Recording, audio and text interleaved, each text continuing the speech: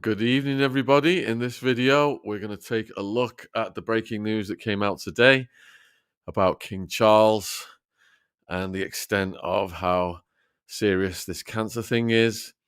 We have got also the Nostradamus prediction, and we've got the news that Prince Harry is flying home. So we're going to take a look at all three of these things. Apologies, I've not been on with the live streams for the past 2 weeks. We have been relocating, and this is the first stream from the new location. But we are doing well, and we are back in action. Atwood Unleashed will be here Wednesday. All right, so let's have a look at what's happened first before we go over to Nostradamus. Let's see. So the news came out today that King Charles was diagnosed with cancer. And then shortly thereafter, there was a news story that said Prince Harry is going to fly to London in the coming days and has spoken with King Charles about the shock cancer diagnosis. And we will be looking at the line of succession shortly as well. So he's going to be leaving California for Britain. It is not yet clear if Meghan Markle or the kids, Archie and Lilibet, are coming with him. I know we've had a lot of speculation about the reunification of King Charles and Harry and what could possibly provoke that.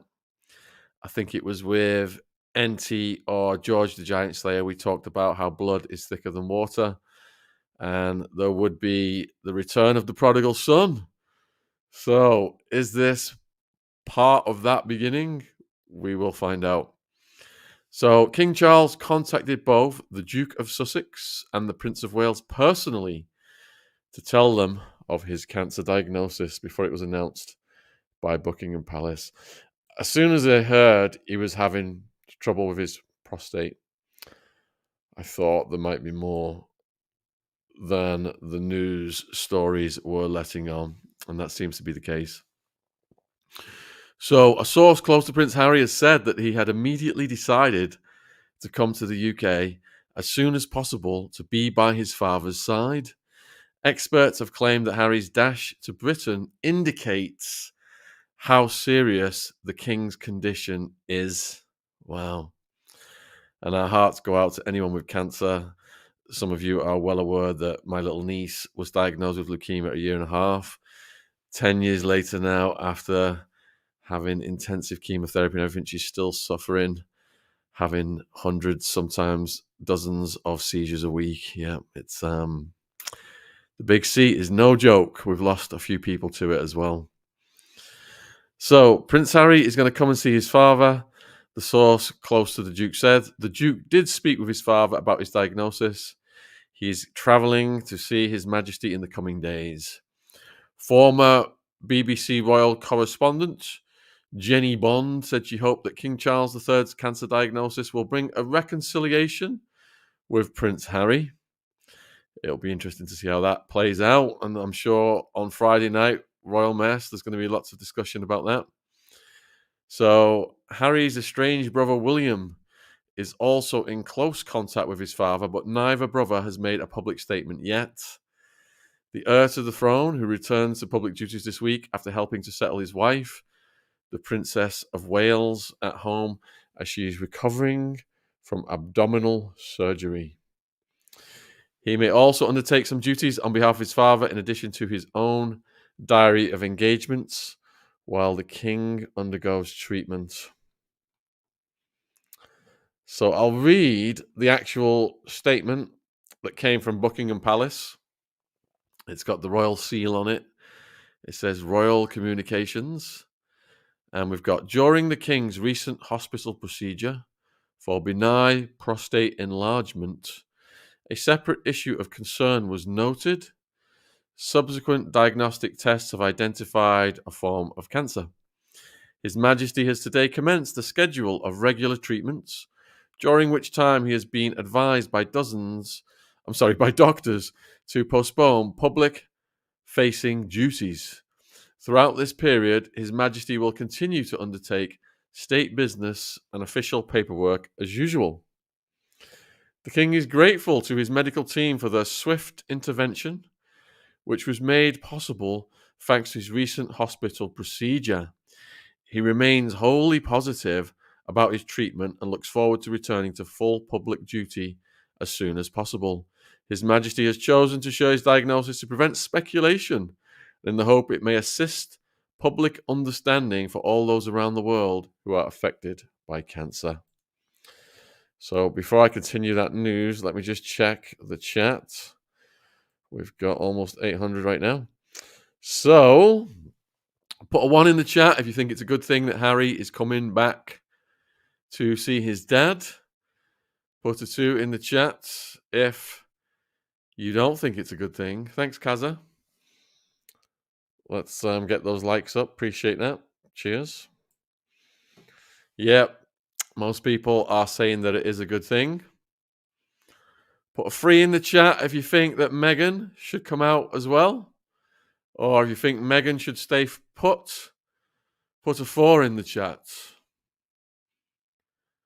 Got a couple of 2s in there. Mostly 1s.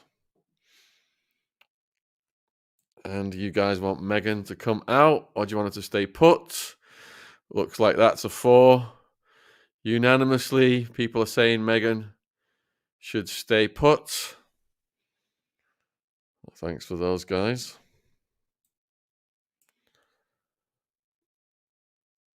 All right, so continuing the news. As the King's cancer news has shocked Britain today, the Commonwealth and the world, it has also emerged that Prince William will now shoulder more responsibility than ever, initially without Kate by his side. Queen Camilla is expected to step up to royal engagements as Charles takes the break from public duties to focus on his treatment. And quite often, when people go in for one thing, something else is discovered. I mean, with the prostate, they recommend that I think anyone over the age of 50 in the UK can go in and have some free test. It's not like the States where they charge you through the roof as soon as you walk through the doctor's door or through the hospital door. And the surprising thing is a lot of people don't take up these tests. The prostate being where it is on the body, some people would rather it were not examined. I can understand, embarrassments and stuff, but if it can save your life, I would urge as many people to do so, especially in this country where the test is free, I think, if you are over 50. So if they get it early enough, then it can prevent serious consequences, including fatality.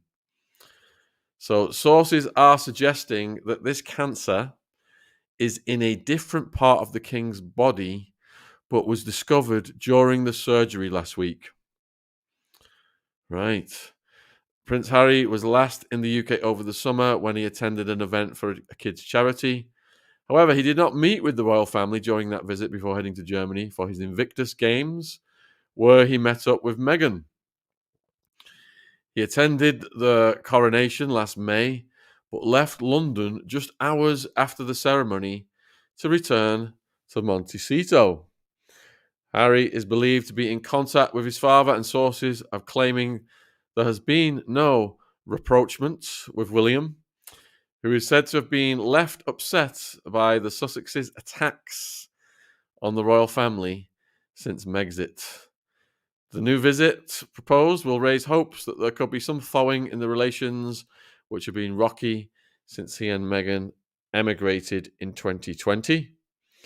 And this news about King Charles's cancer diagnosis has come as a shock to the world.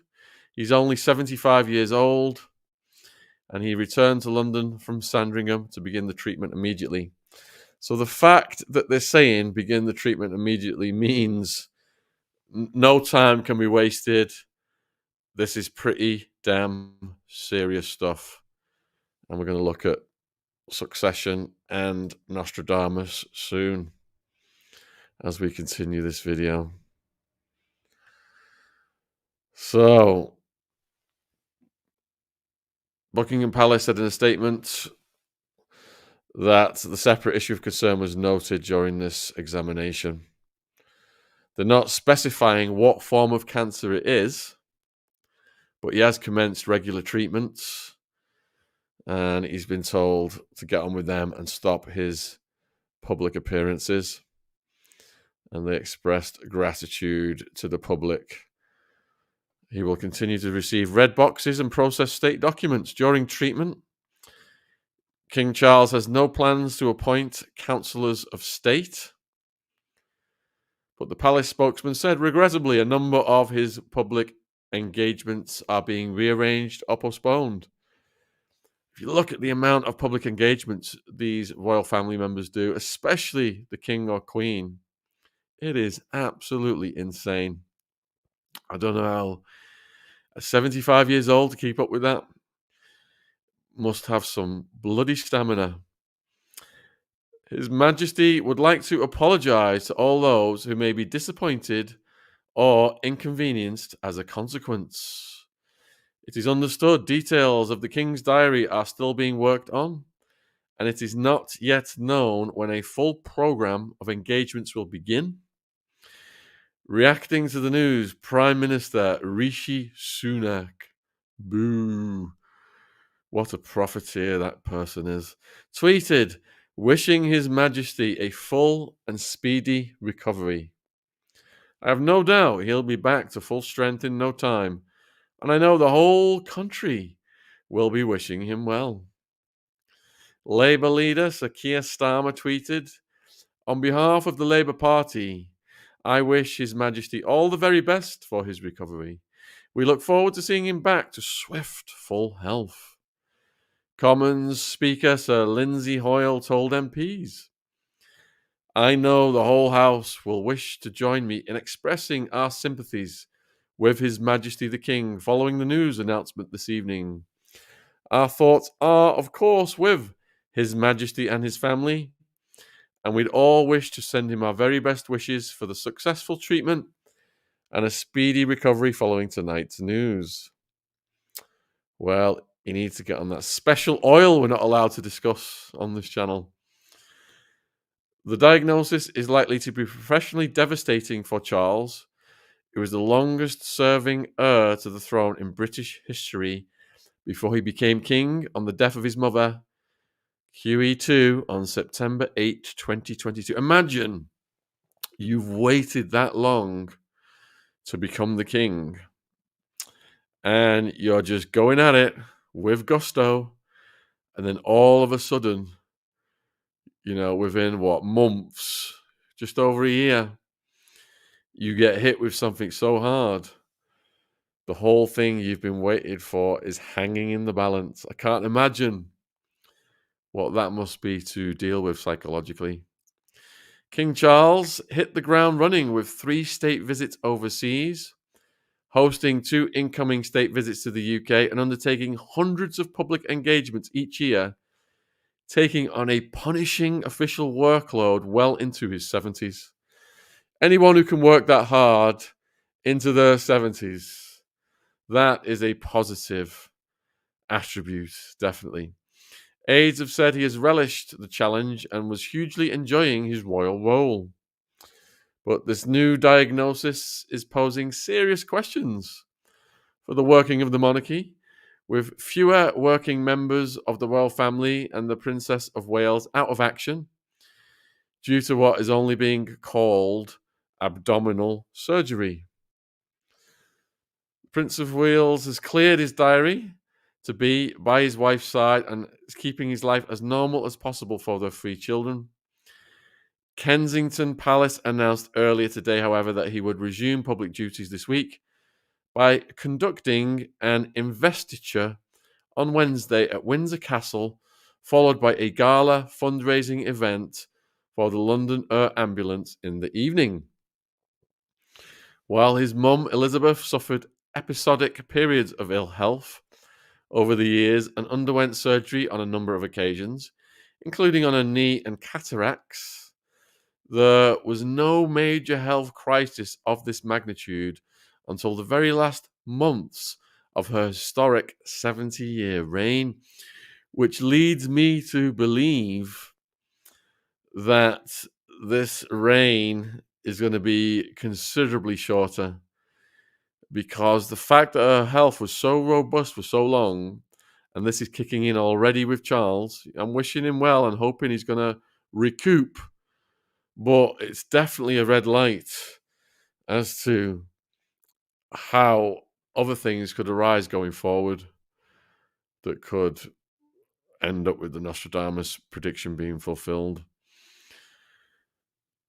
They moved to Windsor 18 months ago in order to allow their children to enjoy a more carefree childhood outside of the royal bubble until absolutely necessary. Prince George, 10, who is second in line to the throne, Princess Charlotte, 8, and 5-year-old Prince Louis all attended a local school, Lambrook, and have settled in well at their new home, Adelaide Cottage. William and Kate's team are still based at Kensington Palace in London, their official residence, and travel up to Windsor for meetings.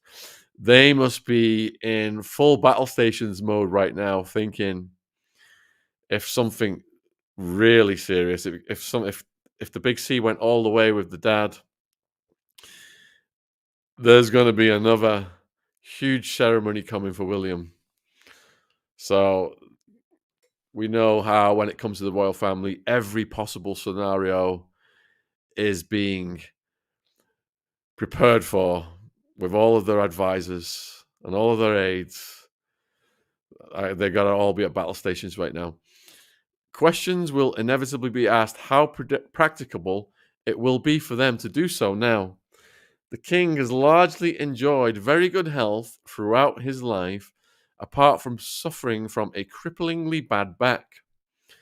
The first sign that anything was amiss with his health came on January 17, when Buckingham Palace made a surprise announcement that the king had sought treatment for an enlarging prostate. That is every man's worst nightmare.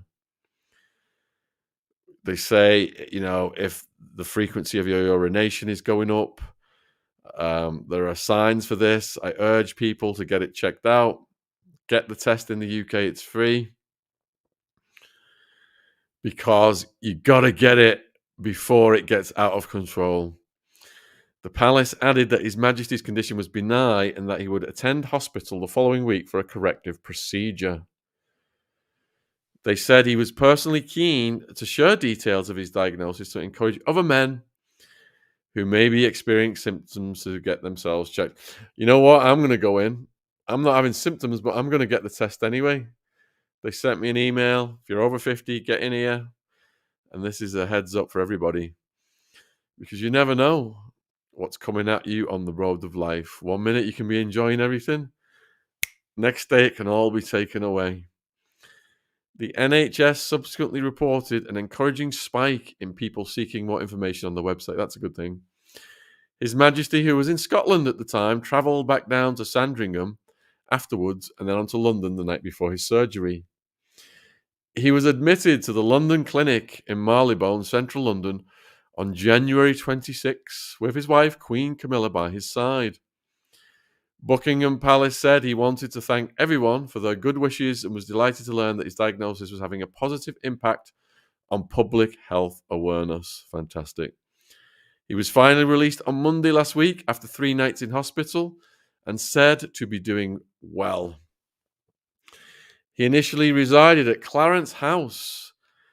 I've actually went to a fundraiser at Clarence House. It is magnificent. It was a fundraiser for prisoners abroad, a charity who helped me and do absolutely fantastic work helping UK citizens who are in foreign prisons.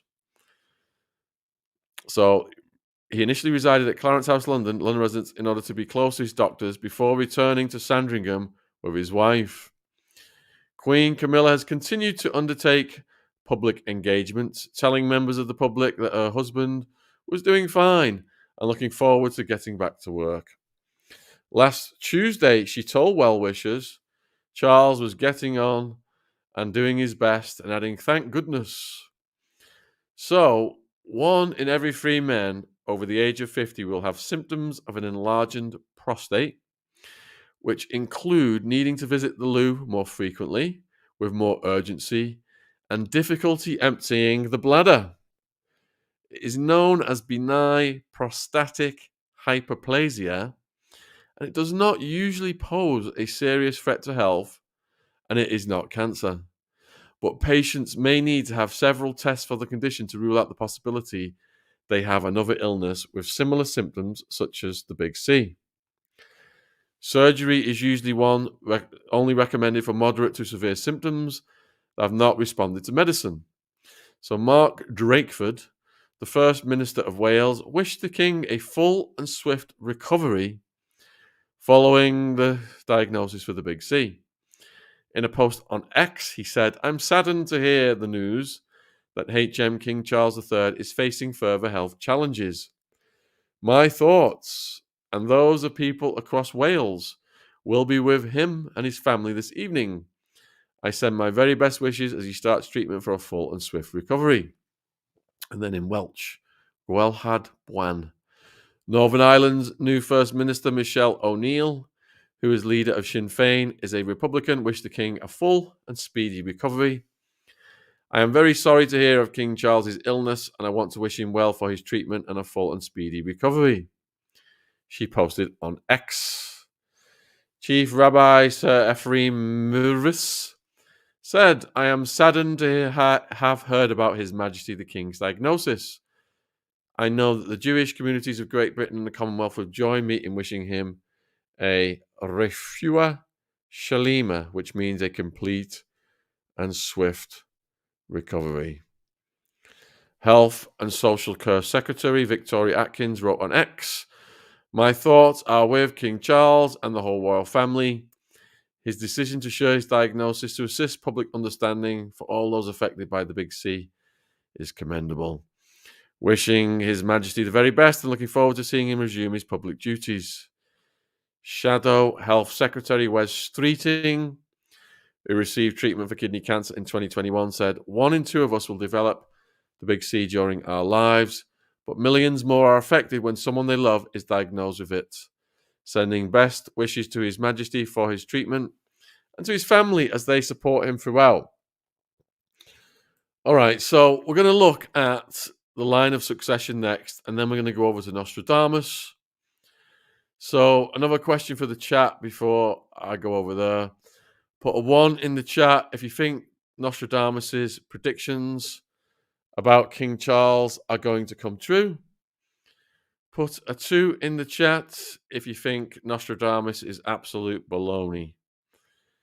Let's see, because what's happened today is supportive of Nostradamus's predictions coming true. We're getting ones right now. Got a 2 there from Sally. Thank you. All right. What's his prediction from Graham? Right, we're going to get to that, Graham. Let's just look at, just to clarify this, we want to know about the line of succession. Many people have asked, if certain members of the royal family went down in a plane crash or something, what would happen? And for security purposes, they travel separately. Like I said, the aides and the planners are over every scenario that could possibly happen for these people. And that's why William right now must be going through various scenarios. So, of course, Prince William is the first in line to the throne. Formerly the Duke of Cambridge, he is now known as the Prince of Wales after the Queen's death. He is King Charles's first kid. And when he becomes king, Kate Middleton, the Princess of Wales, will be known as Queen Consort. There was controversy over Charles altering the Queen Consort for Camilla. And there's been lots of debate about that. All right, so Prince George, William and Kate's first son, is the second in line to the throne after his father. He's 9 years old. He will be known as King George VII when he becomes monarch. And until then, his parents want him to have as normal of an upbringing as possible. Good luck with that. Nothing normal when it comes to being born into the royal family. Princess Charlotte. After an amendment made to the Succession to the Crown Act in 2013, which means eldest children, regardless of sex, will succeed the throne first, Princess Charlotte is third in line to the throne after her big brother. But before the Act's amendment, her younger brother, Louis, would have been ahead of her in the line of succession simply because of his gender. But if Prince George has children one day, they will be first in the line of succession. This is where it gets complicated. So, we've got 5-year-old Prince Louis, the third kid. He's fourth in line to the throne after his older siblings. All right, I've got another one for the chat then. So, if you had a king and you've got sons and daughters, do you think it is correct that the law was changed so it goes by order of age? Put 1. So, irregardless of sex, put 1. So, do you think it was correct that it was changed? Do you think it was incorrect that it was changed and that the males should have precedence over the females? So I'm with the ones, and it looks like it is unanimously ones. It seems that is a sexist, antiquated rule. So yeah, good riddance. All right, I've talked about who is fourth in line to the throne.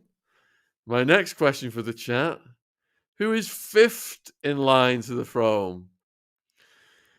First person to guess in the chat will get some free tickets to see the Michael Francis show, which I am hosting in the UK. Fifth in line to the throne. Come on, guys. Prince Andrew? Nope. Yep. And Harry is Harry. It's Harry. Let me see who was first. Hold on a second. Christy Fairchild. Christy Fairchild, you just won 2 free tickets for the Michael Francis show. My email address is in the description box below this video. Send me an email. I'm assuming you're in the UK. You have to be in the UK to go. If you're not in the UK, I'll have to give them to the next person, which was Vivian Jenkins. And then we've got Arabelle Marie. So all you guys send me an email and we'll figure out. All right. Yep, it is indeed Prince Harry. So as the second child of King Charles III and the late Princess Diana, Prince Harry is fifth in line for the throne after his brother, nephews, and niece. Meghan Markle is not in line for the throne, much like the Duchess of Cambridge, but their 2 children are. So, can anyone in the chat guess who is 6th in line for the throne? Again, if you get it first, I'm going to hook you up with some free tickets for the Michael Francis show if you are in the UK. Yes, Jeanette Beswick. Archie is 6th in line for the throne. Jeanette was first. And then we've got, who else have we got? Is it Kaza? Jeanette. So, yeah, check out my email address, Jeanette, in the description box. And I will hook you up with some tickets. Then we've got Vivian Jenkins again. Yeah, and Kaza. We've got Mel. Well done, guys. All right, so we've got Archie, 6th in line. Then we've got Lilibet, 7th in line, with her name a nod to the royal family's nickname for the QE2. And a middle name, Diana, a nod to Princess Diana. Ooh. Oh, dear. We arrive at eighth in line to the throne. Boo! Who's going to guess eighth in line to the throne? Let's see who comes in first. Again, a couple of free tickets for the Francis show if you're in the UK. Send me the email, and it is Mirzamar is first. Diana Urbina is second. Tuppence is third. So Mirzamar, you won those if you're in the UK. Email me for them. Right. Yep. Prince Andrew indeed. Eighth in line to the throne. Oh dear. His children are also in the line of succession as well as his grandchildren. So that takes us over. Prince Beatrice is ninth in line to the throne. And her daughter, Sienna Elizabeth Mapelli Mosey, is 10th in line to the throne. Princess Eugenie, Princess Beatrice's younger sister and daughter to Prince Andrew and Rebecca Ferguson, is 11th in line to the throne. Her son with husband Jack Brookshank, Master Auguste Brooksbank, is 12th in line. Typo there. Following the Princess of York in succession is Prince Edward, the Duke of Edinburgh, his two children, then Princess Anne, her children and grandchildren. So there you have it. Next, we are going over to the prophecy of Nostradamus. Let's see what the Nostradamus prediction was. Nostradamus and the prediction about King Charles III that threatens the monarchy. Now, I did read the prophecies of Nostradamus almost 20 years ago. They are written in a way that is subject to interpretation. So whenever you do read or come across one of his prophecies, you've always got to look at it as being through the filter of the person who's interpreted it. So in this case, there was a lot of speculation when he took over the throne about what Nostradamus, the 16th century French apothecary and soothsayer, it all went viral.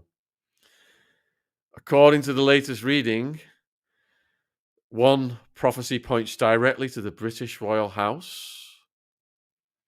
He published his book, The Prophecies, in 3 parts in 1555, 1557, and 1568. It is a collection of 942 poetic quatrains that supposedly foretell future events. One concerning the House of Windsor. In one of the quatrains of his book, which also predicted the attack on the Twin Towers, the assassination of JFK, and the death of QE2, there is a prophecy that appears to point to the British royal family. Wow, this is giving me goosebumps after today's news. The sudden death of the first character. He will be changed, and another will be placed in his kingdom. He wrote more than 460 years ago. According to various interpretations, a prophecy indicates that the British crown will not be able to follow its normal line of succession. I'm getting even more goosebumps reading this now. Sinister events will put an end to this, and a person who never expected to become king will take power. Some pundits even suggesting Harry, the Duke of Sussex, even though William, as we've just discussed, is currently first in line to the throne. So, one interpretation is a man who never expected to become king will assume the throne. However, there is another prediction that could shake the reign of King Charles III. According to it, 3 children will ruin the people. Ruin the people? What does that mean? And several experts point to Prince William's 3 kids. Quote, near the coast, 3 beautiful children are born. They will ruin the people when they come of age. They will change the kingdom, and you will not see it grow anymore. This is so spooky. Wow. Oh my goodness. That's just sent chills up my back. Nostradamus. And how did Nostradamus meet his fate? Let's have a quick look. Nostradamus. He was the diviner, French astrologer, apothecary, physician, reputed seer, best known for his book. His father's family were originally Jewish, but converted to Catholicism a generation before he was born. He studied at the University of Avignon, but was forced to leave after just over a year when the university closed due to an outbreak of the plague. No wonder he was making predictions. It was end times, wasn't it, kind of?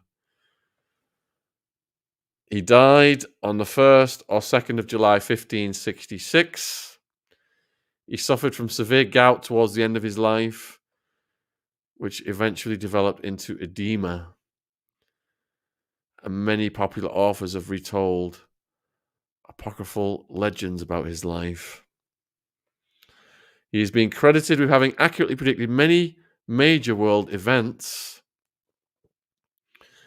And some people believe he has supernatural prophetic abilities, but others maintain that the associations made between world events and his quatrains are the results of sometimes deliberate misinterpretations or translations. Academics argue that his predictions are characteristically vague, meaning they could be applied to virtually anything, and are useless for determining whether the author had any real prophetic powers. He began to move away from medicine and towards the occult. Following popular trends, he wrote an almanac for 1550 for the first time in print, Latinizing his name to Nostradamus. He was so encouraged by the almanac's success that he decided to write one or more annually. Taken together, they are known to have contained at least 6,338 prophecies, as well as at least 11 annual calendars, all of them starting on the 1st of January. It is in response to the almanacs that the nobility and other prominent people from far away soon started asking for horoscopes and psychic advice from him. We are doing psychics interviews every Friday night after the Royal Mess. Though he generally expected his clients to supply the birth charts on which those will be based, rather than calculating them himself, as a professional astrologer would have done. When obliged to attempt this himself on the basis of the published tables of the day, he did make some errors and failed to adjust for the figures for his client's place or time of birth. Then he wrote his quatrains. Let's see if we can get some of the accuracy of these predictions. Let's see. We've got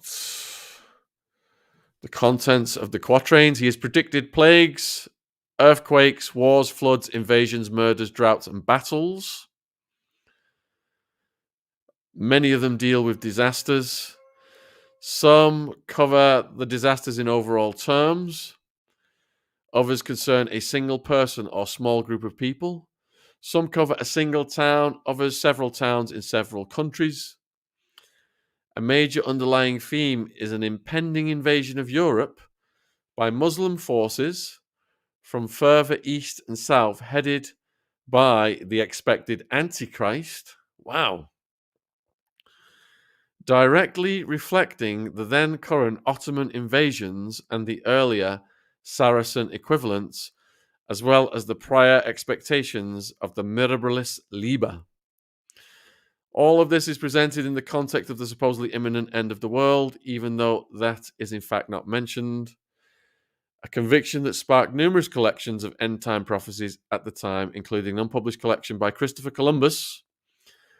Views on Nostradamus have varied widely throughout history. Academic views, such as those of Jacques Halbron, regard them as fakes. So there's a wide spectrum of views about his claims. Supporters agree that he predicted the Great Fire of London, the French Revolution, the rise of Napoleon, the rise of Hitler, both world wars, and the nuclear destruction of Hiroshima and Nagasaki. Authors claim that he predicted whatever major event had just happened at the time of each of the books' publication, including the Apollo moon landing in 1969, the Space Shuttle Challenger disaster, the death of Princess Di, the attacks on the World Trade Center. Wow. So it looks like, even though it is open to interpretation, he has hit the mark. There's tons and tons of stuff about him on the internet. So if you guys want to follow up with that. All right, I'm going to wrap up now. We'll be back for Outward Unleashed on Wednesday. Thanks for tuning in, guys. We've got the Royal Mess on Friday, followed by the Psychic. And every Sunday night, we've got the True Crime Podcast. Glad that I'm stationed in my new headquarters. I know many of you are wondering where Ziggy is. He's not in the house right now. But I'll bring him on the screen because we have found that he's extremely ticklish and he's got a riotous laughter. A wild man-like laughter. And here he is.